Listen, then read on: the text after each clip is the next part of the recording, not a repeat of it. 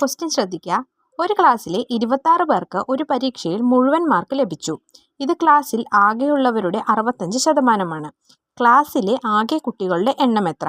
അപ്പം ഈ ക്വസ്റ്റ്യനിൽ തന്നിട്ടുണ്ട് 26 പേർക്ക് മുഴുവൻ മാർക്ക് ലഭിച്ചവരാണ്. 26 പേർക്ക് മുഴുവൻ മാർക്കും ലഭിച്ചവരാണ്.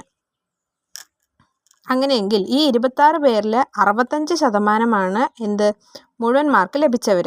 നമുക്കറിയാം ക്ലാസ്സിലെ മൊത്തം കുട്ടികൾ എന്ന് പറയുമ്പോൾ 100% വരുന്നത്. ഈ 100% ക്ലാസ്സിലെ മൊത്തം കുട്ടികളുടെ എണ്ണം. അത് നമുക്കറിയില്ല. അപ്പോൾ നമ്മളതിനെ എക്സ് എന്ന് ഡിനോട്ട് ചെയ്യുന്നു. അപ്പോൾ ഇതിനെ എന്ത് ചെയ്യാൻ മതി? ഈ എക്സ് കണ്ടുപിടിക്കാനായി ഇതിനെ ക്രോസ് മൾട്ടിപ്ലിക്കേഷൻ ചെയ്യാം. അപ്പോൾ 65 ഇൻറ്റു എക്സ് ഈക്വൽ ടു 100 ഗുണം 26. ഇങ്ങനെ ചെയ്യുമ്പോൾ എക്സ് ആണ് നമുക്ക് കാണേണ്ടത്. അപ്പോൾ 100 into 26 2600 divided by 65. 2600 divided by 65 40. നമ്മുടെ ഓപ്ഷൻ ഡി ആണ് കറക്റ്റ് ആൻസർ.